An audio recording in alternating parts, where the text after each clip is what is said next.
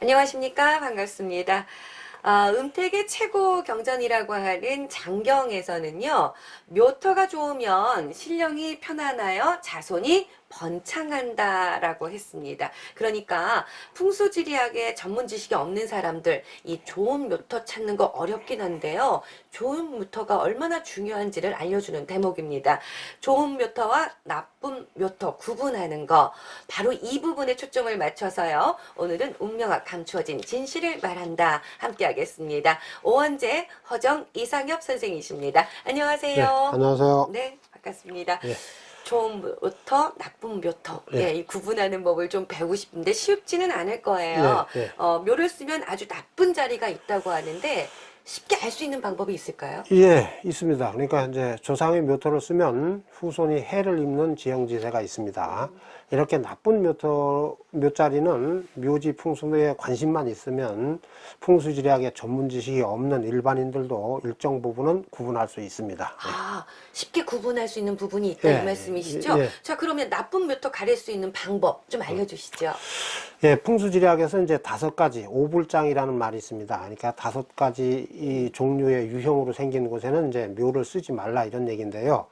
5곳에는 절대 묘를 쓰지 말라는 그런 뜻입니다.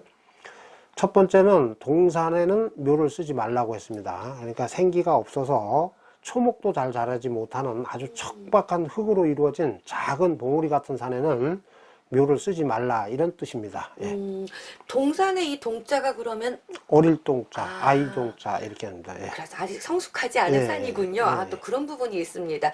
자, 메마른 땅에는 묘를 쓰지 말라 하는 얘기도 들어본 것 같은데요. 그럼 두 번째 땅은 어떤 묘지 땅일까요? 예, 두 번째는 이제 단산에 묘를 쓰지 말라고 했습니다. 그중에 끊어질 단자 단산입니다. 그러니까 산맥이 끊어진 산에는 묘를 쓰지 말라 이런 얘기입니다.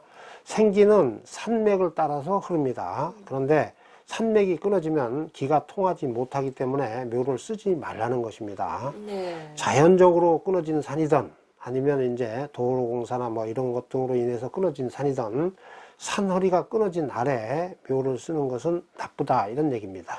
선생님 말씀 듣고 보니까 굉장히 상식적인 부분인데 그 상식을 우리가 놓치고 살았던 건 아닌가 싶기도 합니다. 산허리가 끊어진 산 아래는 묘를 쓰지 말라 꼭 기억하시고요. 자, 그럼 세 번째. 예, 세 번째는 석산에는 묘를 쓰지 말라고 했습니다. 그러니까 흙이 거의 없고 돌로 이루어진 산에는 이제 묘를 쓰지 말라는 얘기입니다.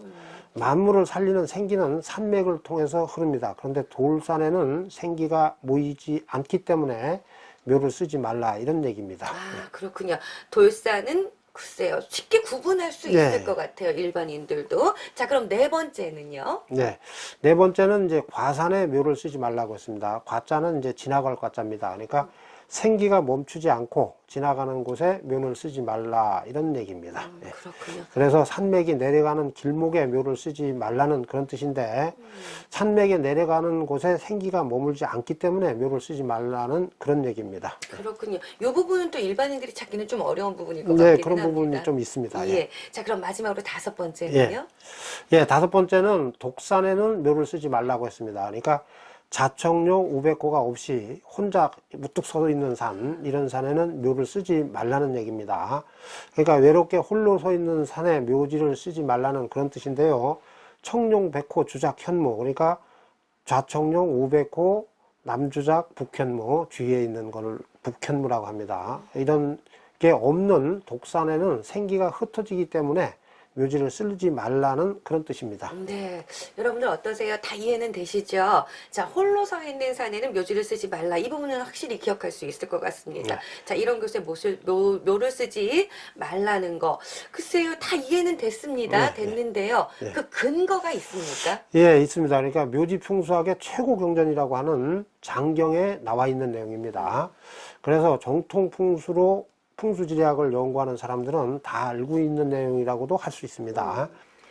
네, 선생님. 이 동산이나 단산, 돌산, 과산, 독산에는 묘를 쓰면 안 된다. 오늘 정말 정확히 기억에 남을 수 있게 말씀을 해주셨는데요.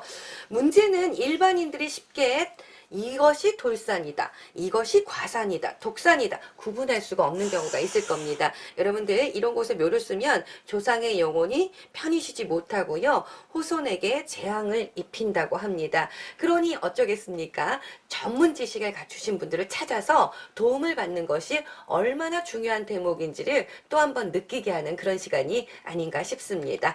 자, 음력학 감추어진 진실을 말한다. 오늘은요, 반드시 피해야 할 묘자리에 대해서 알아봤습니다.